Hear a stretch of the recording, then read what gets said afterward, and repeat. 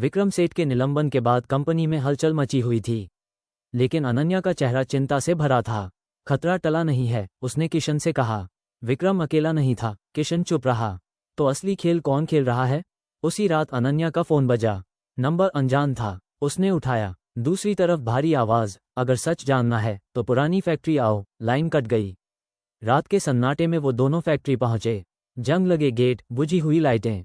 अनन्या का दिल तेज धड़क रहा था। यहीं से सुरेश जी का सफर अचानक रुका था। उसने कहा। फैक्ट्री के अंदर एक गुप्त कमरा था। किशन ने दरवाजा खोला। अंदर पुरानी फाइलें, वीडियो कैसेट्स और एक तस्वीर। तस्वीर में सुरेश वसावा जिंदा थे। किशन की सांस अटक गई। ये कैसे? एक वीडियो चला। सुरेश वसावा की आवाज, अगर तुम ये देख रहे हो तो समझो मैं जिंदा हूं।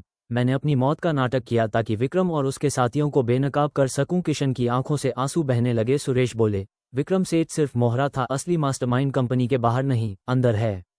स्क्रीन पर एक नाम उभरा, राजीव मल्होत्रा, चेयरमैन वसवर इंडस्ट्रीज। अनन्या कांप गई। वो तो सबसे ताकतवर आदमी है। वीडियो खत्म होते होते सुरेश बोले, किशन जब तू तैयार हो जाए मुझे ढूंढने आना। स्क्रीन काली हो गई। कमरे में सिर्फ सांसों की आवाज थी। अब साफ था, सुरेश वसावा जिंदा है, असली दुश्मन राजीव मल्होत्रा है। किशन अभी पूरी लड़ाई के लिए तैयार नहीं। अनन्या ने कहा, अब छुप कर नहीं, सामने से लड़ना होगा। किशन ने मुट्ठी कस ली। अब मैं सिर्फ वारिस नहीं, मैं जवाब हूं। वसावा इंडस्ट्रीज का बोर्डरूम उस दिन असामान्य रूप से भरा हुआ था। कांच की दीवारें, लंबी मेज और सबसे ऊपर की कुर्सी पर राजीव मल्होत्रा। सफेद बाल, महंगा सूट और आंखों में सत्ता की ठंडक।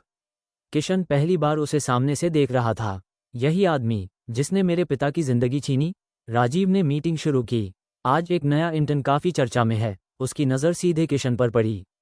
किशन ने शांत स्वर में कहा, किशन वसावा। कमरे में सन्नाटा छा गया। अनन्या की सांस रुक गई। राजीव की उंगलियां मेज पर रुक गईं।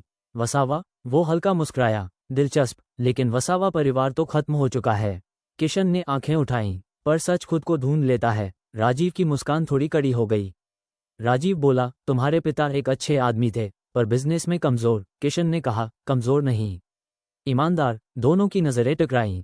कमरे की हवा भारी हो गई। राजीव समझ गया, ये लड़का सिर्फ नाम नहीं लाया है, आग भी लाया है। राजीव ने अचानक कहा, मैं प्रस्ताव रखता हूं, कंपनी के पुराने कागज फिर से जांचे जाएं, ताकि कोई झूठा वारिस सामने न आ सके। ये सीधा वार था। अनन्या खड़ी हुई। हमारे पास कानूनी सबूत हैं, और अगर जरूरत पड़ी तो अदालत भी। राजीव हंसा। खेल लंबा है बेटी। मीटिंग के अंत में राजीव ने किशन से कहा, अगर तुम सच में वसावा हो तो साबित करो, कंपनी बचाकर दिखाओ। किशन ने कहा, मैं साबित नहीं करूंगा, मैं बनूंगा। राजीव कुर्सी से उठा। तो युद्ध शुरू समझो। किशन जानता था, ये पहली टक्कर थी, आखिरी नहीं।